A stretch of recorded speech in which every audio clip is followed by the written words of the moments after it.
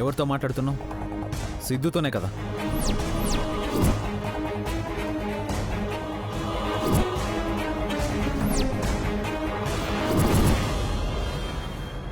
ఇన్ని రోజులు బాగానే మేనేజ్ చేసావు సంపద.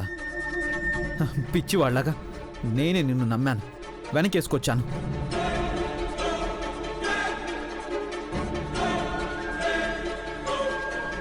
కళ్యాణి, అనుపమ, ఇంట్లో అందరూ ఎన్నిసార్లు నీ గురించి చెప్పినా నేను గుడ్డిగా నమ్మాను.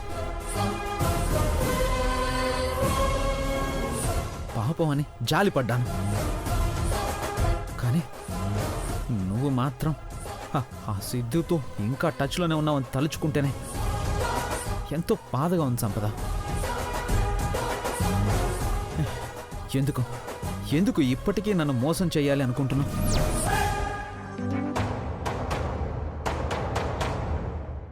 ఇంకా నీ మనసులో సిద్ధు ఉన్నాడా? నిజం చెప్పు. తనతోనే నీ జీవితం బాగుంటుంది అనుకుంటే సిద్ధు దగ్గరికే వెళ్ళిపో.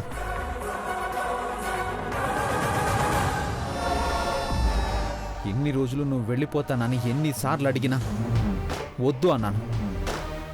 కానీ ఇప్పుడు చెప్తున్నాను, నేను కూడా నిన్ను ఆపను.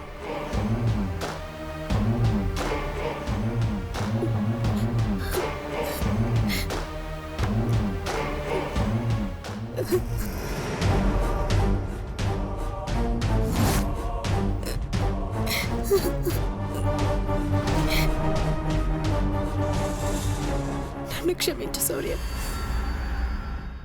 నీ దగ్గర ఒక విషయం దాచిపెట్టాను. ఆ సిద్ధుకి నా ఫోన్ నెంబర్ ఎలా వచ్చిందో తెలీదు. నేను సిద్ధు దగ్గర నుండి వచ్చేసాక 4 రోజులకి నాకు అన్నోన్ నంబర్ నుండి ఫోన్ వచ్చింది.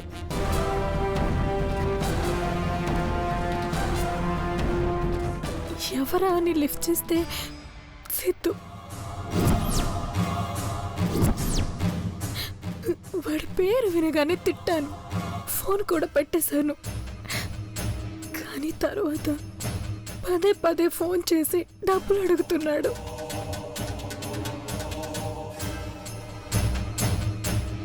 నేనెందుకు ఇవ్వాలి, అసలు ఎవరు నువ్వు అని అన్నాను. కానీ సిద్ధు అప్పుడే నా గుండె పగిలే విషయం చెప్పాడు. ఏంటది? సిద్ధుతో నేను వెళ్ళినప్పుడు సిద్ధు నేను డ్రెస్ చేంజ్ చేసుకుంటుంటే స్పై కెమెరాతో వీడియోలు తీశాడంట.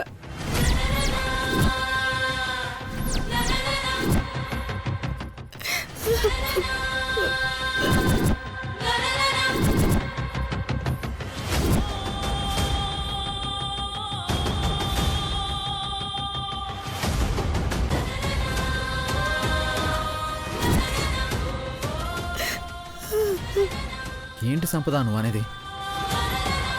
అవును శౌర్య, నేను డబ్బులు ఇవ్వకపోతే ఆ వీడియోలని సోషల్ మీడియాలో అప్లోడ్ చేస్తానని బెదిరిస్తున్నాడు. నాకేం అర్థం కావడం లేదు, ఎవరికి చెప్పుకోవాలో తెలియడం లేదు.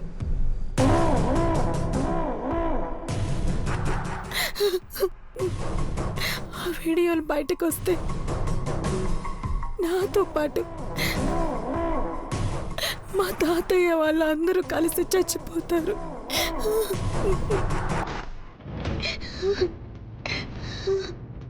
సంపద, వాడేదో బ్లాక్మెయిల్ చేస్తున్నాడు. అలాంటిదేం ఉండుండదు, నువ్వు బాధపడకు. లేదు శౌర్య, సిద్ధు చెప్పేది నిజమే. సిద్ధు వీడియోస్ రికార్డ్ చేశాడు. నేను నీలాగే నమ్మలేదని కొన్ని వీడియోస్ నాకు పంపించాడు.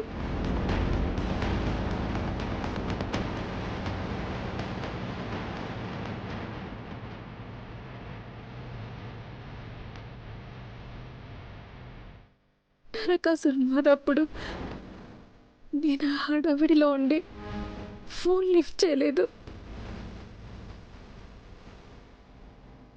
మెసేజెస్కి రిప్లై ఇవ్వలేదని అప్లోడ్ చేస్తానని టెన్షన్ పెట్టి చంపాడు.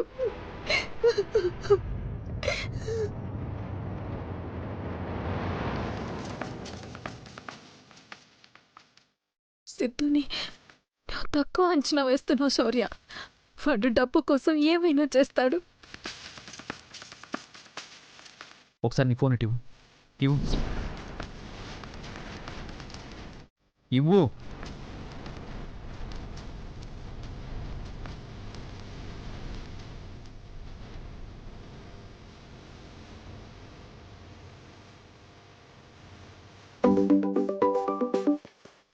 చెప్పు శౌర్య. వాసు, నేను నీకు నంబర్ చెప్తాను, దాన్ని ట్రేస్ చేయి.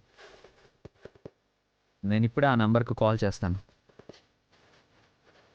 అలాగే శౌర్య, 1 minute మాట్లాడేలా చూడు, ఈజీగా ట్రేస్ అవుట్ చేయొచ్చు. షూర్.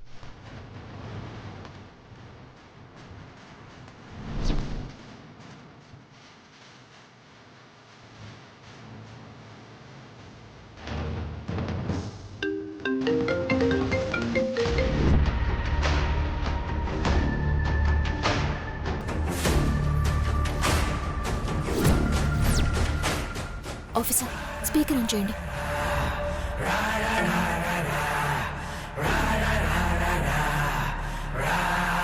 హలో, చెప్పు.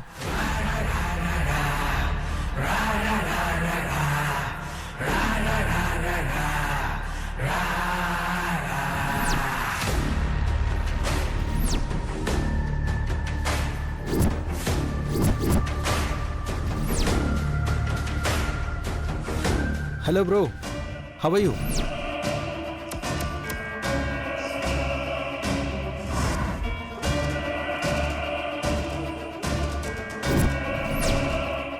నా సంగతి ఓకేలే, నీ సంగతి చెప్పు.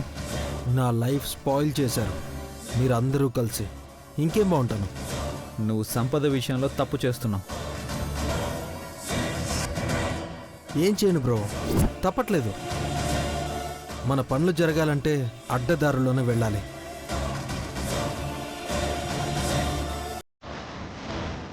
ఇప్పుడు నువ్వు చూడు, నన్ను పట్టుకోవడానికి నా కాల్ ట్రేస్ చేయట్లేదు.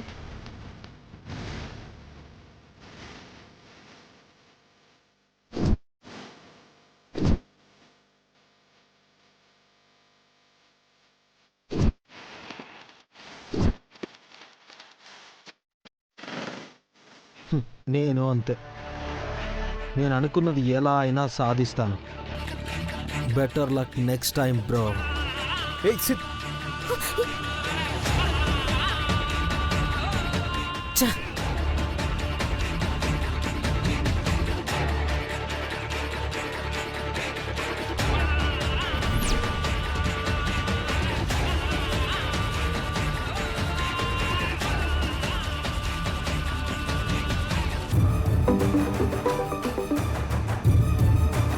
వాసు, అడ్రస్ ట్రేస్ అయిందా?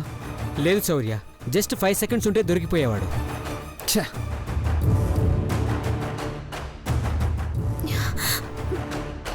చాలా తెలివిగా కట్ చేశాడు శౌర్య. అవును వాసు. సరే, నేను మళ్ళీ చేస్తాను.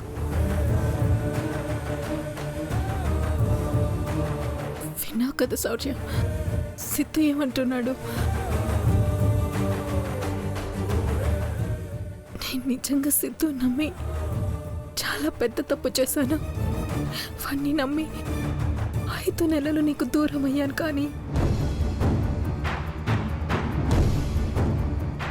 నాకు సిద్ధుకి మధ్య ఎలాంటి ఫిజికల్ రిలేషన్షిప్ లేదు. కానీ ఆ సిద్ధు మాత్రం నీకు నాకు మధ్య ఫిజికల్ రిలేషన్షిప్ ఉందని శౌర్యకి చెప్తాను, నమ్మేస్తాడు. జీవితాంతం నిన్ను దగ్గరికి తీసుకోడు అంటూ నా క్యారెక్టర్ని నీ ముందు బ్యాడ్ చేయాలని చూస్తున్నాడు. నీ పొజిషన్లో ఎవరన్నా నమ్ముతారు, కానీ నువ్వు నమ్మవని నాకు తెలుసు. కానీ ఆ మాటలు విన్న తర్వాత నువ్వు కన్ఫర్మ్గా బాధపడతావు. అది కూడా నాకు ఇష్టం లేకే ఇన్ని రోజులు నాలోనే బాధను దాచుకొని బ్రతికేస్తున్నాను శౌర్య. సంపద, కూల్ డౌన్. ఇప్పుడు ఏమైందని? వాడికి డబ్బులు కావాలి. సో నువ్వు ఇచ్చేదాకా వీడియోస్ అప్లోడ్ చేయడు. నువ్వేం టెన్షన్ పడుకో.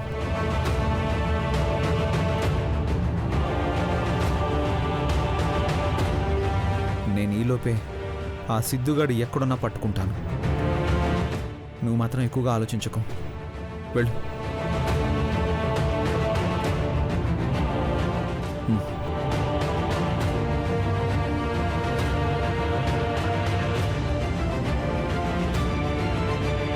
ఆఫీస్ సంపద చెప్పేదంతా నిజమా? సిద్ధు సంపద విషయంలో అలా చేశాడా? నమ్మబుద్ధి కావడం లేదు. దొరికిపోయిందని ఇలా కొత్త నాటకం ఏమైనా ఆడిందా? సంపద కన్ఫామ్గా ఒక కట్టు కథ అల్లింది అనిపిస్తోంది. నేను విన్నప్పుడు సిద్ధుతో నార్మల్గానే మాట్లాడింది. ఆఫీసర్ రాగానే మాట మార్చేసింది. సంపదని వదలకూడదు. సంపద వేసే ప్రతి అడుగు వెనుక నేనుండాలి. సంపద అసలు రంగు బయట పెట్టాలి.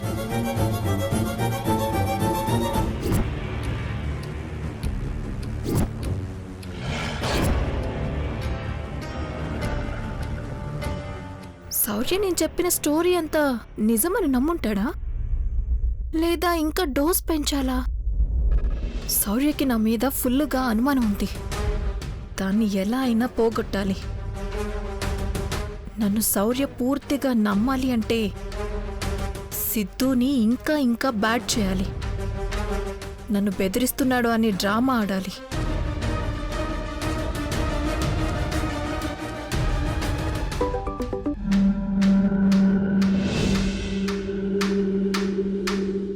శ్యామ్, నిన్ను కలవాలి, నీతో మాట్లాడాలి. ప్లీజ్ శ్యామ్.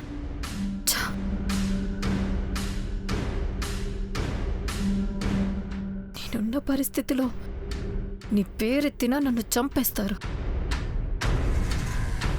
దీని జాతకం మామూలు జాతకం కాదు, మహర్ జాతకం.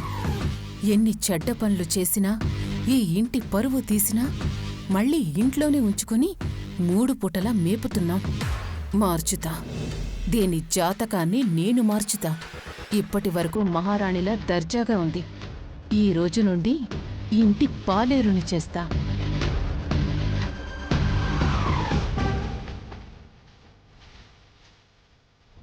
ఎక్కడేం చేస్తున్నావు? ఏం లేదత్తయ్యా, ఖాళీగానే ఉన్నాను.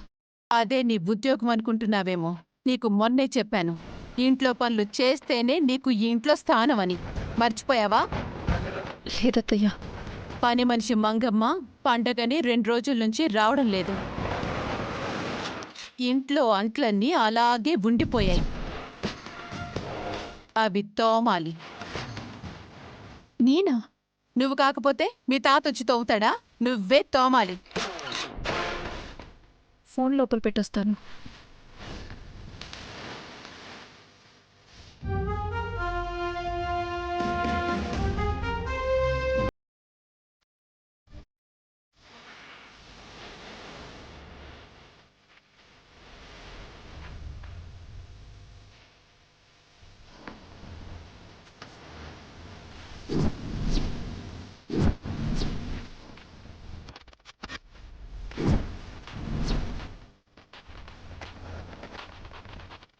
ఇవన్నీ తోమాలంటే నా నడుం పోతుంది అత్తయ్య.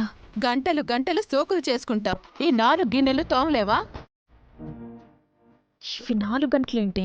కళ్ళకేమైనా చత్వరం వచ్చిందా? గుడ్ల గుబ్బలు అంత పెద్దగా ఉన్నాయిగా. చూస్తున్నావే, తిట్టుకుంటున్నావా? మరి కానీ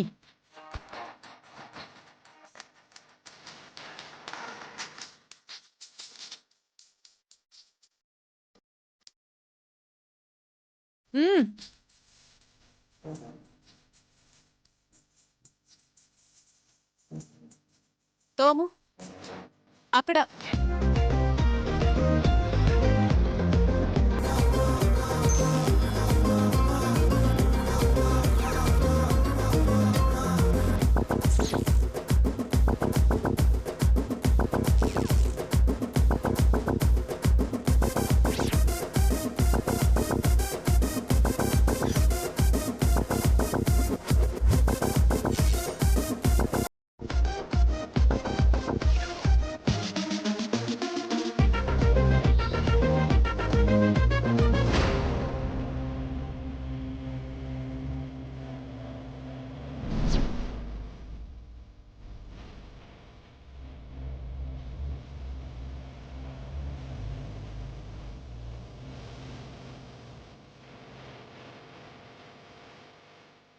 తోమది. నరకాసురుని బొమ్మలో కళ్యాణిని కాదు, నిన్ను పెట్టి కాల్చేస్తుంటే దరిద్రం వదిలేదే.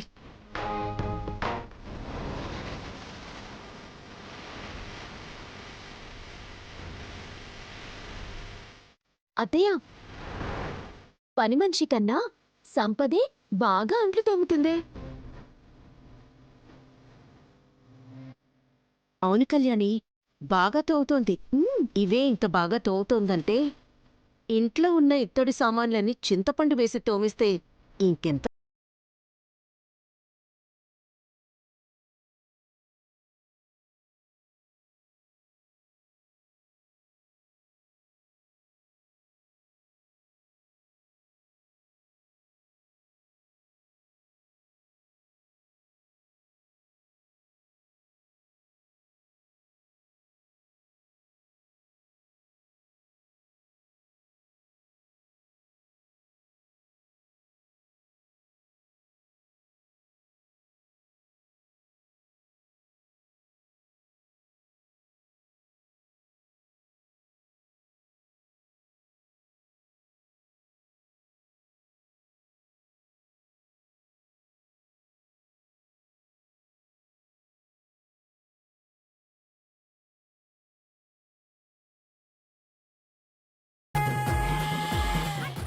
ఇప్పుడు మట్టి కొట్టుకుపోయాయి కదా, శుభ్రంగా కడుగు. ఇంత సైకోఫేంటి నువ్వు?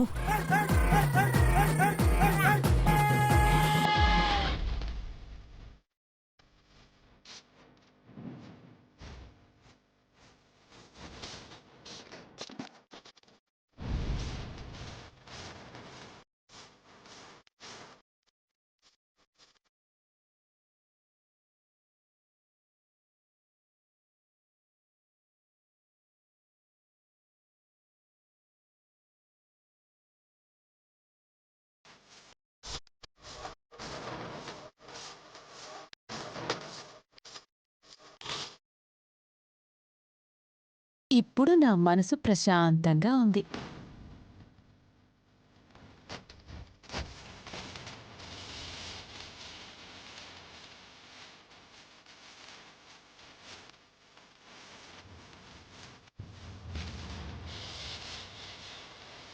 ఇవన్నీ శుభ్రంగా కడిగి పైన పెట్టి ఇదంతా కడిగి అప్పుడు వెళ్ళు.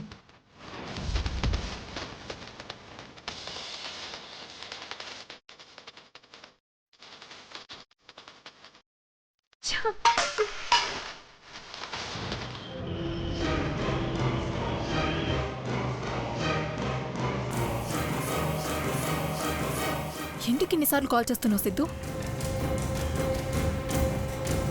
సంపద కన్ఫర్మ్గా సిద్ధుతోనే మాట్లాడింది. 100% సిద్ధు సంపద వీడియోస్ తీసుండడం. ఇది తప్పించుకోవడానికి డ్రామా ఆడింది. త్వరగా సంపద గురించి ఆఫీసర్కి తెలిసేలా చేయాలి. ఏదో ఒకటి చేసి సంపదని సిద్ధుని పట్టుకోవాలి.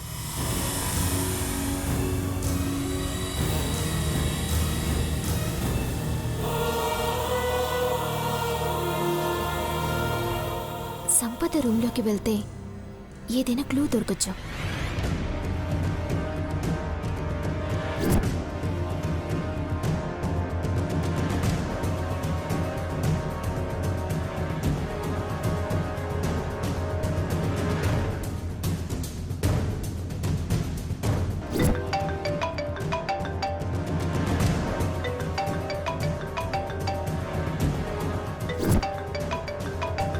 ఫోన్ రూమ్లోనే మర్చిపోయాను.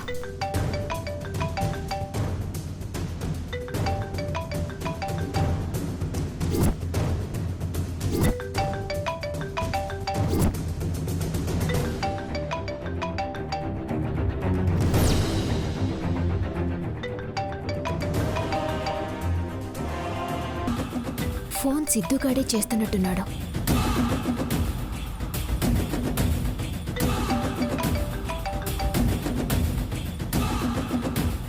శామ్, ఎక్కడున్నావు శామ్? నీకోసం వెయిట్ చేస్తున్నాను.